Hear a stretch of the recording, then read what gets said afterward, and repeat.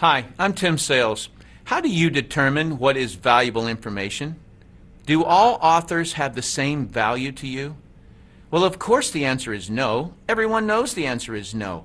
But if you were to ask people, what method do you use to determine if what you read or hear is valuable or not?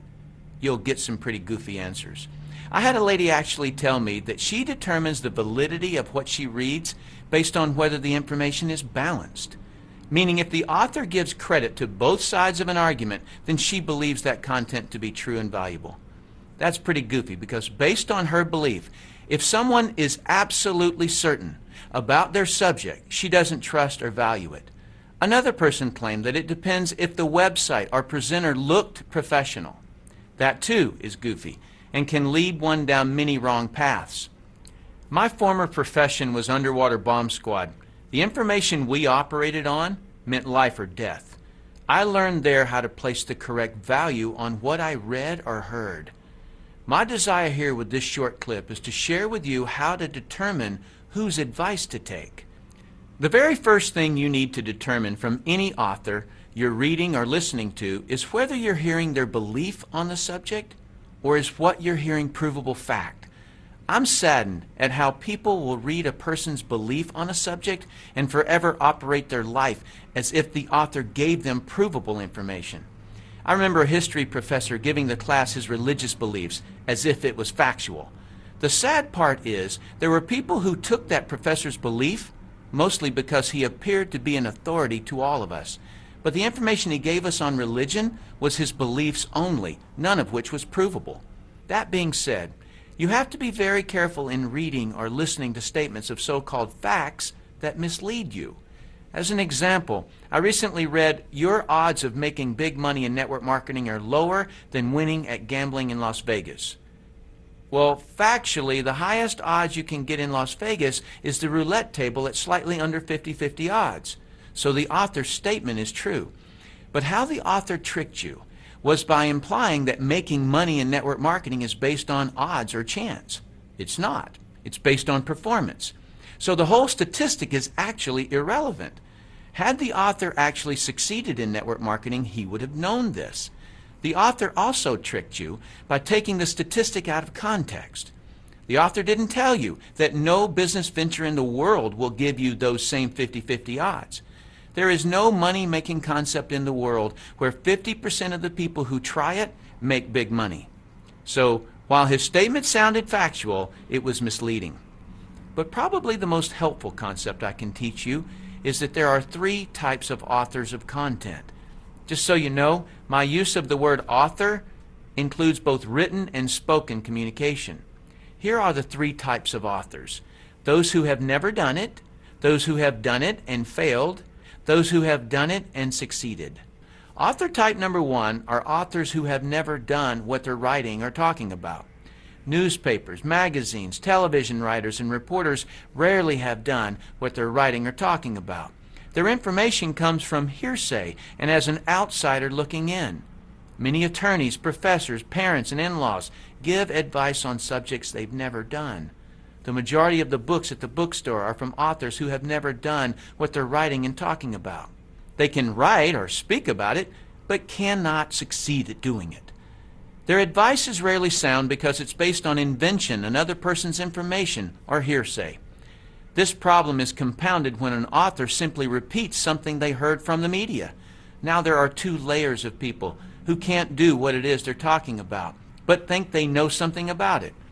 Authors who have never done what it is that they're writing about or who have never succeeded at it cannot possibly place the correct importance on the subject. You can always identify authors who have never done it because their content is slightly or grossly off the correct subject. As an example, I read a web article claiming that multi-level marketing success was mathematically impossible. Do you see what I mean about authors writing about what they've never done? He completely missed the subject. And as for his mathematical theory, that's like claiming that it's scientifically impossible for a bumblebee to fly. Has it ever occurred to that author to just look? The MLM industry sells $109 billion worth of products and thousands of people earn millions of dollars. Plus the oldest MLM company is still growing. Author type number 2 are authors who have failed at what they're writing or talking about. When someone has failed at what they write or talk about, it is common for them to be critical of the subject and those who do it. When someone is critical of something, they are inclined to find fault with it. Why? Because something about the subject is a complete mystery to them, and they feel inadequate. They obviously couldn't figure out some part of it, and they quit before they ever found out. Take, for example, a person who wanted to be a real estate investor but failed at it. He will project his negative experience onto whatever he writes or says about the business. He'll typically write and talk about what's hard, wrong, or dangerous about real estate. Why? Because he never figured it out, and someone who succeeds at it proves his inadequacy on the subject of real estate. His worst nightmare is people succeeding at real estate investing. His negativity may focus on the aspect of real estate investing that caused him to fail, but more than likely he doesn't know why he failed, so he tries to make everything about real estate wrong, including anyone who does real estate.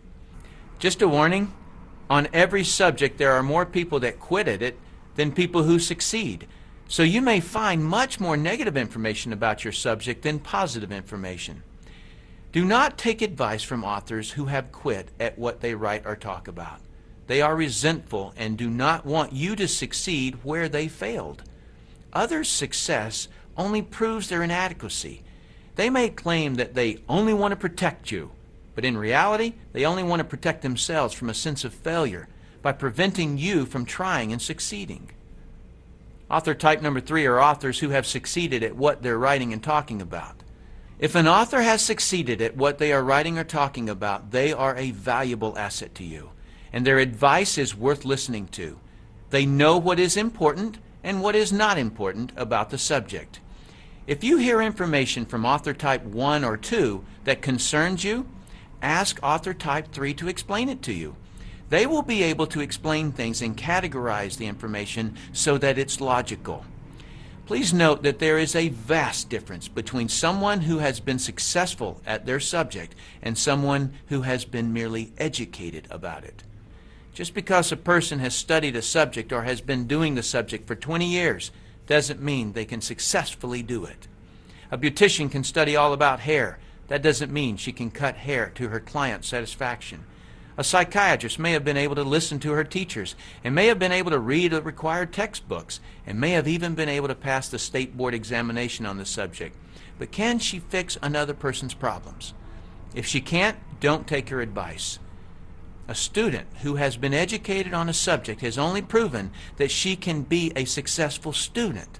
She has not proven that she can successfully perform in the subject. The person you should accept advice from on a subject you're researching is the person who has gotten the results you desire. If you want to succeed, take the advice of those who have been successful. In conclusion, the easiest advice in the world to give or receive in business or money-making ventures is don't do it. But keep this idea in your mind about money. The most amount of money you'll ever lose is the amount you'll never make. Let's say you're looking at a business where you can make $1 million a year that requires an investment of a few $1,000s. There are people making that amount in the business you're researching, but someone gives you the simple advice of don't do it. So you don't. You may think you saved a few $1,000s, but what you really lost was $1 million a year. The cost of that poor advice you took was way more expensive than the few $1,000s you saved.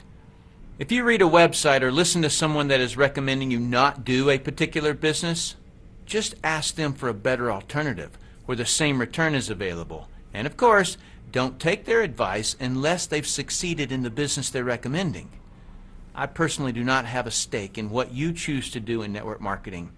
But being someone who has been financially successful, it's heartbreaking to me how many people are stopped or derailed by some author who doesn't know what they're talking about and shouldn't be giving advice on something they haven't been able to succeed at. Thanks for watching this clip. I hope this information helps you to determine whose advice to take. I'm Tim Sales.